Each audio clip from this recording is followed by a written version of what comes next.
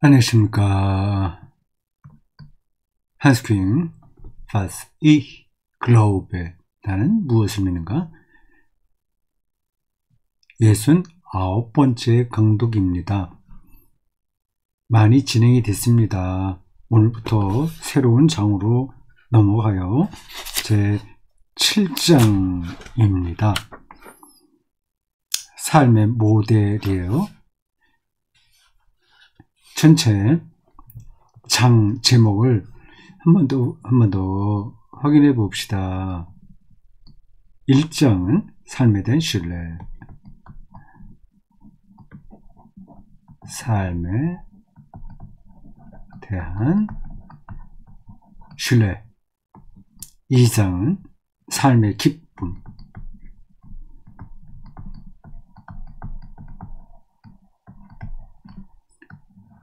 신뢰가 기본 바탕에 있어야 되죠. 삶에 아무런 의미가 없어. 그렇다면 이 문제에 대해서 더 이야기할 게 없습니다. 그걸로 끝나는 거죠. 허무주의로 떨어지게 되는 거죠. 삶에 대한 신뢰, 저게 살아있다는 것에 대한 신뢰, 저희가 이렇게 존재한다는 것에 대한 신뢰, 저희가 어떤 꽃 향기를 맡고 있다는 사실에 대한 신뢰, 삶의 기쁨? 많이 줘. 각각 사람들마다 삶의 기쁨이 다르기도 해요.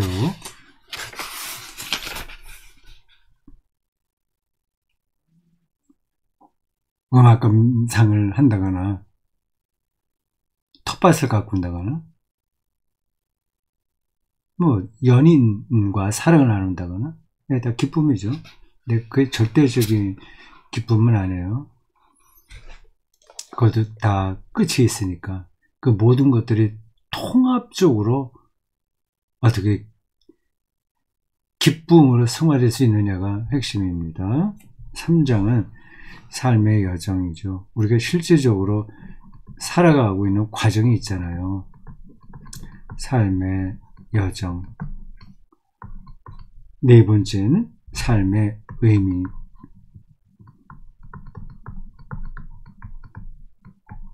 사람만이 생명의 의미를 찾습니다. 제가 매일 아침마다 먹이를 주는 길고양이들은 그저 자연의 메커니즘에 따라서 살아갈 뿐입니다. 사람만 내가 왜 사는가?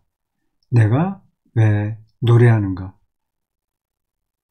등등에 대해서 질문하고 그 답을 찾습니다. 삶의 의미를 찾는 거죠. 5번째는 삶의 바탕. 삶의 토대죠. 6번 우리가 지난 바로 앞 시간까지 강독했던 제목입니다. 삶의 힘. 살아가는 힘이 있어야 되잖아요. 하나님을 우리는 생명의 힘이라고 믿어요. 각각 종교마다 또 그게 다르기도 하고요. 7번째, 오늘 시작하게 될 겁니다. 삶의 모델입니다. 삶의 모델 혹은 모형입니다. 물리학도 세계의 모델을 찾는 겁니다. 이 세계는 원소로 되어 있는가? 원소의 작용인가? 원소가 어떻게 결합되느냐에 따라서 만들어지는 이 사물, 보이는 세계가 다인가? 또는 이 이론도 있잖아요. 양자역학도 하나의 우주 모델이에요. 옛날에는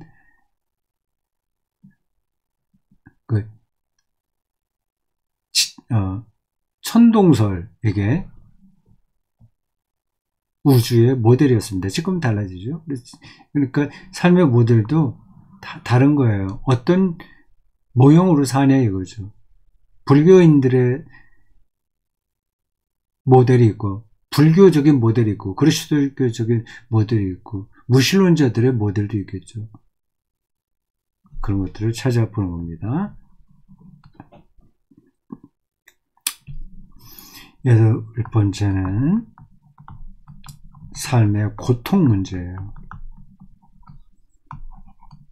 아홉 번째는 삶의 기술. 기술이라기보다도 삶의 예술이라고 하는 게 나을 것 같습니다. 원어가 어떤 건지는 모르겠어요. 테크닉이 아니라 쿤스트, 독일어로요. 쿤스트, 영어로 아트라니까 생각이 드는데 모르겠습니다. 마지막 열 번째는 삶의 비전. 삶의 비전. 그러니까 사는데 어떤 비전이 있냐 이거죠. 근데 여기서 이렇게 살다가 죽으면 끝이야. 근데 여기서 내가 재밌게 살면 그것으로 내가 만족해. 그렇게 할 수도 있습니다. 근데 그게 비전일 수는 없잖아요. 그건 그냥 사라지는 거죠. 비전, 꿈, 희망은 아니에요. 이 비전은 희망이기도 합니다. 내 삶의 미래가 어떻기를 희망한다. 내 비전이 있다. 그런 얘기죠. 그런 게 살아가는데 뭐가 중요하지? 그냥 여기서 연봉 많이 받고 재밌게 살고 여행 다니고 그렇게 살면 되지. 여러 생각하는 사람들이 있습니다. 뭐 그렇게 살아도 돼요. 네. 그런데 사람은 그렇게 살지만 않습니다. 비전을 찾습니다. 그 요한계시록 버전으로 한다면 새하늘과 새 땅을 찾는 거죠. 자, 여기서 오늘은 제7장으로 들어갑니다.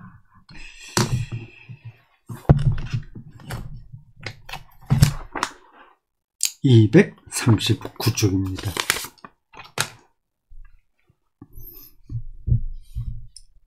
여기 한 문장을 먼저 빌려왔네요.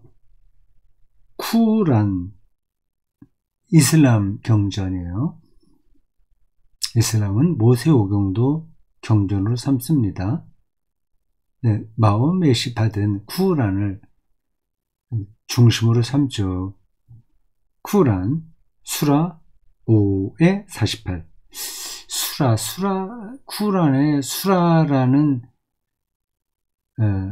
어떤 장인가 아니면 그 분류된 책인가 모르겠습니다. 우리가 마태, 마가, 누가, 요한 이렇게 있듯이 쿠란에 그러한 구분이 있는지 모르겠습니다. 거기에 이런 문장이 있다고 하네요. 하나님께서 원하셨다면 그분은 너희를 단 하나의 공동체로 만드셨을 것이다. 그러나 그분은 너희를 당신이 너희에게 주신 것 안에서 검증하고자 하신다. 그러니 착할 선 안에서 경쟁하라. 요거를 한수경이 인용한 이유는 삶의 모델이 여러 가지인데 여러 가지 모델이 서로 선 안에서 경쟁하는 거다라는 뜻이겠죠.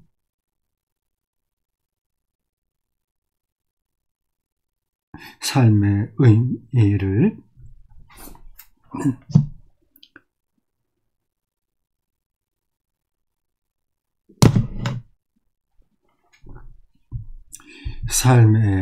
의미를 간직하고 삶의 힘에 의해 떠받쳐지는 삶의 여정.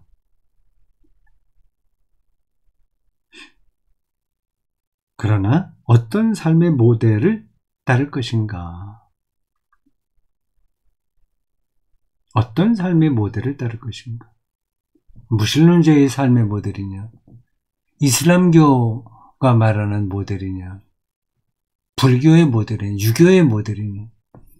자연과학자들의 모델이냐? 지금은 자연과학이 거의 종교가 되다시피 했어요.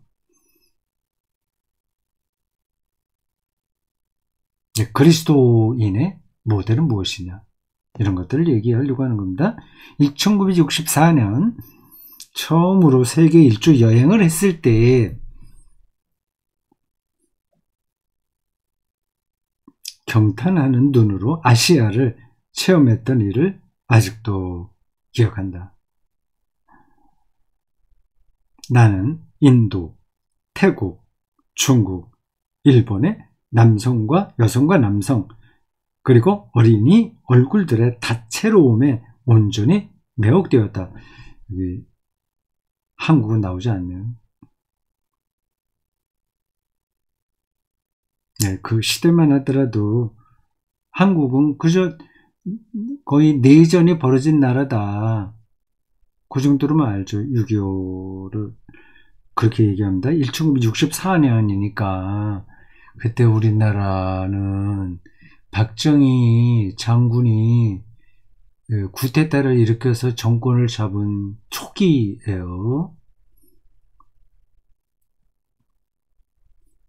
한스킹이 한국에는 들리지 않았네요. 그 후 샌프란시스코에서 다시 하얀 얼굴들만 줄곧 보게 되자 거의 지겨울 정도였다.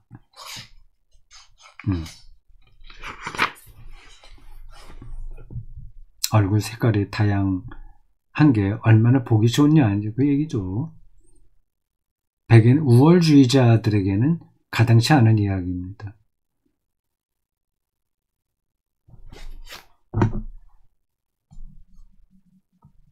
삶의 모델 이제 이게 시작됩니다.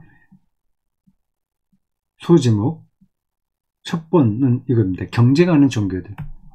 선 안에서 경쟁해야죠.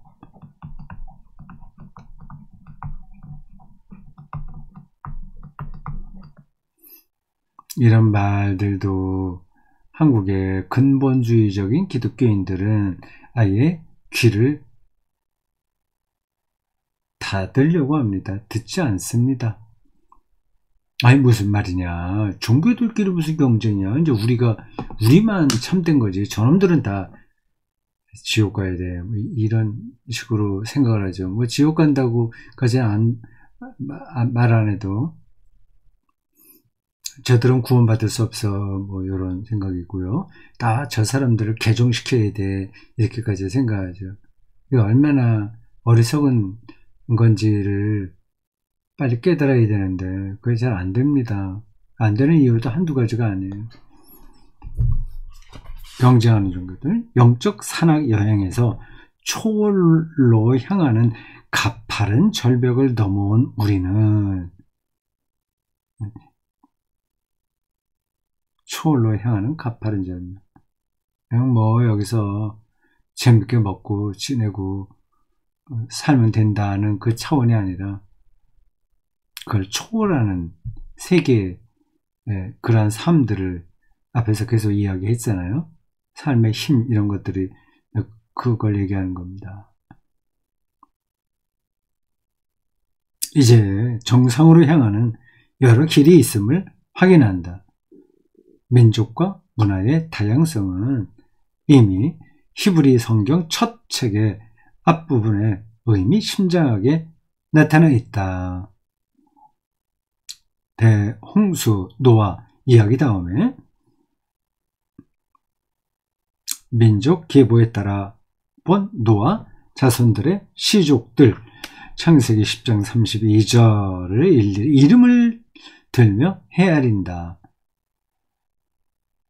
그들로부터 이 세상의 민족들이 갈라져 나왔다는 것이다. 그러나 그들은 바벨탑을 건축할 때 통합에 대한 자신들의 오만한 망상 때문에 온 세상으로 흩어지고 그들의 언어도 뒤섞여 버렸다고 한다. 바벨탑과 언어 혼란 대한 비유죠. 이 어느 혼란에 대한 대응을 신약성경 사도행전 2장 오순절 이야기가 제공해 준다. 서로 다른 말로 했는데도 서로 알아들었다는 거 아닙니까? 성령 강림 이후 그건 이제 우리가 방언으로 얘기하는 거죠. 방언의 핵심은 서로 다른 언어들이 통합되는 어떤 특별한 현상을 가리켜요. 서로 다른 언어를 사용하는 여러 민족을 또 유독 의식적으로 아라비아 민족도 거명하는데 이들이 성령의 작용에 의해 자신들의 각기 다른 언어로 동일한 복음을 알아듣는다. 특히 쿠라는 명시적으로 다양한 종교들을 인정하여 이 종교들이 선을 위해 경쟁을 하고 있다고 본다. 앞에서 인용한 대로요. 종교들은 근본적으로 인간들의 매우 다양한 구원의 길을 걸어가게 할 책임이 있다. 각각의 모델이 있는 거예요. 불교인들을 기독교인으로 굳이 개종시킬 필요가 없습니다. 가끔 어떤 승려였다가 은혜 받고 목사가 됐다는 사람의 간증이 있는데 그건 말도 안 되는 겁니다. 그건 사이비 승려였죠. 왜 그런 걸 근거로 해서 기독교가 불교보다 우월하다 이렇게까지 말하는 사람이 있다면 그건 참 어리석은 사람이에요. 종교 독선주의에 떨어진 사람이죠. 지금 전 세계적 경쟁 속에 있는 여러 대륙은 매우 상이한 문화, 종교적 특징들을 뚜렷이 나타내 왔는데 이것들이 과거 어느 때보다 오늘날 더 많이 서로 비교된다. 옛날에는 서로 오고 가고 하는 기회가 적었으니까 묻혀 있다가 지금은 다 압니다. 이슬람 문화권도 거기서 벌어지는 일들도 우리가 다 손바닥 보듯이 알죠. 그런데 여러 대륙과 국가가 경제적, 정치적으로는 서로 긴밀히 얽혀가는 과정이 있지만 하나의 통합 종교는 시야에 들어오지 않는다. 통합 종교. 이건 또 좀 다른 문제인데 이 각 종교의 좋은 점만 따서 통합된 종교를 만든다 하는 건 저는 바람직하지 않다고 생각합니다. 그건 혼합주의가 될 수 있어요. 싱크리티즘, 혼합되는 거예요. 아무리 금과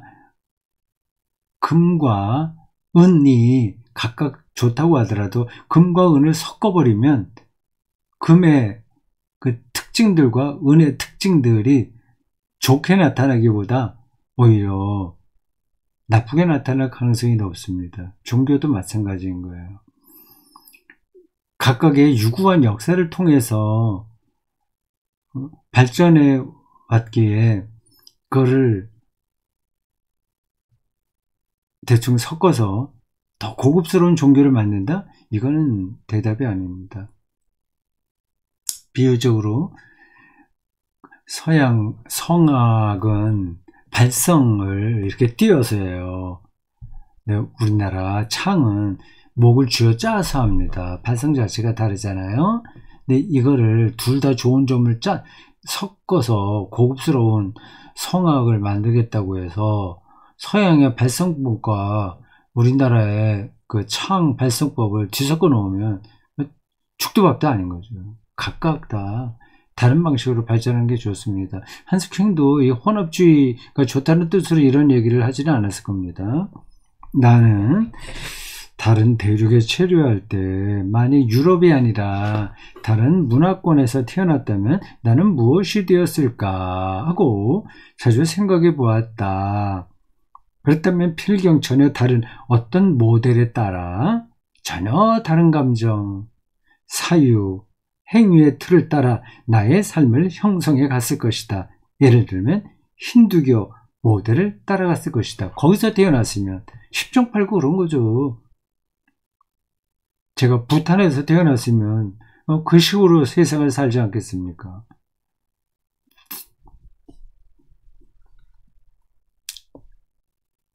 힌두교 모델부터 시작합니다. 어떤 건가 얘기하는 거죠. 선의의 경쟁을 해야 되니까 상대방을 먼저 알아야 되잖아요. 힌두교 모델, 이건 참 우리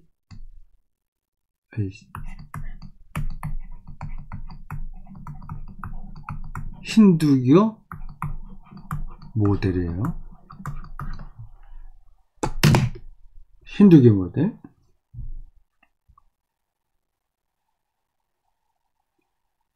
내가 인도에 거의 12억 인간 중 한 명으로 태어났다고 가정하자. 그러면 나는 10중 8구 힌두인이 되었을 것이다. 원래 힌두인과 인도인은 같은 이름이었다.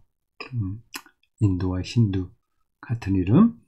그러나 오늘날 힌두교는 인도 종교를 가리키며 거기에는 모든 인도인의 5분의 4가 지니고 있는 각가지 경향이 포함되어 있다. 인도 문화, 생활방식, 표상세계, 머릿속에 드는 생각, 그런 것들을 표상이라고 하거든요. 표상세계. 우리나라 사람들의 표상이 또 있는 겁니다. 등이 힌두교에 의해 규정되어 있다.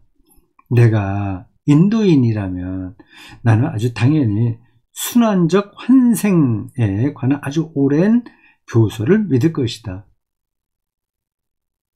순환적 환생, 불교에도 이런 사상이 들어있죠.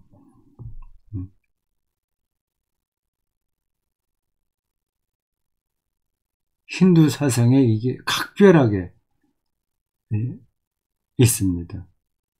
괄호 열고 덧붙여 말하면 인도의 불교나 자이나교 등의 개혁 운동들도 이것을 믿는다. 환생, 돌고 도는 거죠. 순환적 환생. 그래서 제대로 자기 역할을 못했다면 다음 생에는 개로 태어날 수도 있고, 윤회설이라고도 하죠.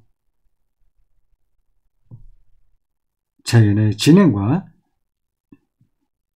6개 안에서의 순환을, 6가지 세계 안에서의 순환을, 또 인간의 윤회에서의 순환을 믿을 것이다. 그리고 내 인생에 윤리적으로 바르거나 그릇된 업, 카르마라고 하죠. 업, 카르마.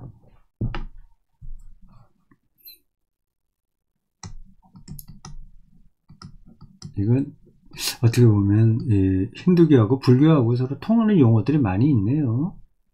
불교에서도 쓰는 용어 아닙니까? 카르마? 업. 이건 내 업이다. 받아들인 거잖아요. 업이 나의 현생을 결정지었으며 현생의 긍정적이고 부정적인 업이 내 생에서의 나의 상태를 결정짓는다고 믿을 것이다. 요컨대 순환적인 시간관과 역사관을 믿고 있을 것이다. 잘 보면 이제 그렇게 세계가 돌아가는 것처럼 느껴지니까요. 이건 물리의 세계로 보면 더 정확합니다. 우리가 죽어서 다 썩잖아요. 근데 그게 우리 일단 썩으면 우리가 유기물이 된단 말이에요. 땅속에. 작은 유기물이 돼서 그게 나무의 영양분이 되잖아요. 나무 속으로 들어가는 거죠. 그러니까 물리의 차원에서만 본다면 우리는 나무가 되기도 하고, 또 어떤 물 속에도 들어간 물 분자 H2O, 그것만 있는 게 아니에요. 거기에 많은 게 다른 게 섞여 있습니다. 그래서 같이 물이 돼요. 그런 게 이제 될 수도 있는 겁니다.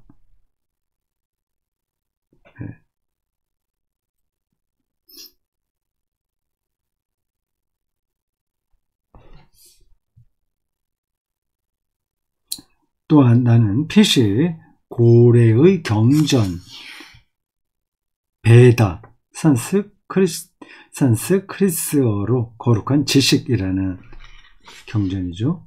뜻과 이 베다와 베다를 해석하는 책들도 공부할 것이다. 거기서 태어났으니까 당연히 그런 공부를 하는 거겠죠. 그러나 그렇지 않은 경우라도 물론 나는 모든 것 안에서 하나의 영원한 법, 사나타나, 다르마, 영원한 법이 지배하고 있다는 확신을 가지고 있을 것이다. 모든 것을 포괄하는 이 우주적이고 윤리적인 법이 다르마가 모든 생명을 규정지으며 모든 인간은 어떤 계급이나 카스트로 태어났든 상관없이 이 법을 따라야 된다. 그래서 그런지 인도 사람들은 좀 숙명적인 세계관이 강한 것 같아요. 거기서는 혁명이 일어나기 불가능할 겁니다. 이건 뭐 내 운명이지, 신의 뜻이지, 그렇게 받아들인 거죠. 신의 뜻이다 하면 뭐 모든 게 다 통하게 되는 겁니다. 그러나 그래서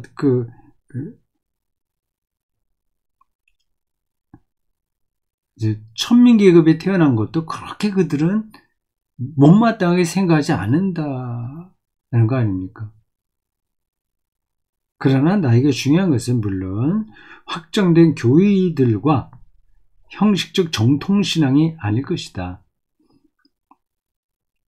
그렇죠. 좀 생각이 있는 사람들은 자기가 태어난 그 나라의 어떤 표상들의 영향을 받고 그 문헌들과 종교들의 영향을 받으나 거기에 묶이지는 않아요.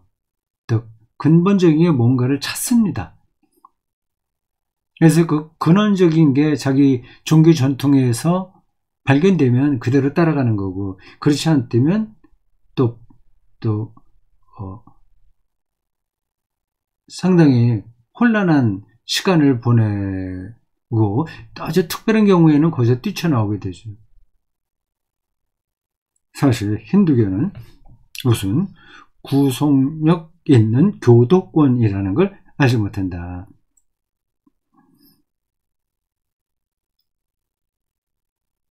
오히려 올바른 행위다. 올바른 의례, 관습, 실천된 종교성이 중요하다. 종교적으로 사는 게 중요하다는 거죠. 어떤 교리가 중요한 게 아니라. 또한 나의 1차적 관심사는 인간의 특정한 권리들이 아니라 나의 사명이며 그러니까 나에게 가족, 사회, 신에 대한 나의 의무와 책임일 것이다. 아마도 나는 영원한 다르마, 영원한 부, 우리 기독교식으로 얘기하면 하나님의 섭리, 다르마, 법을 신봉하는 한 종교 안에서 평안함을 느낄 것이다. 인도 사람들이 그래서 굉장히 평안해요. 평안한 것 같아요. 어째서 그러냐? 이 법은 우주적으로 근거가 확실하기 때문이다. 이 법은 다르마는 공간과 시간을 포섭하며 흔히는 수세기 넘게 존속해온 의례들과 함께 극히 안정적이다. 그러나 동시에 이 영원한 법은 매우 융통성이 있기에 대립되는 극히 잡다한 종교적 방식과 형태들을 포섭하고 받아들인다. 그만큼 융통성이 크군요. 인도 종교가요. 인도 힌두교가요. 파키스탄하고 종교 분쟁도 많이 일어났었는데 그 복잡한 역사는 제가 잘 모르겠습니다. 그리고 구원을 향한 다양한 길을 제시한다. 네. 세 가지로 나오네요. 네. 행위의 길, 카르만다르가. 두 번째는 깨달음의 길.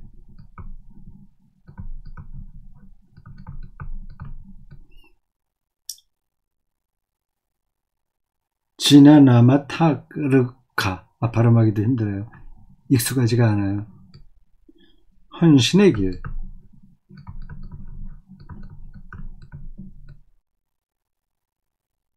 부와 캐티 마르가 이렇게 되어 있습니다. 오늘 여기까지 하겠습니다.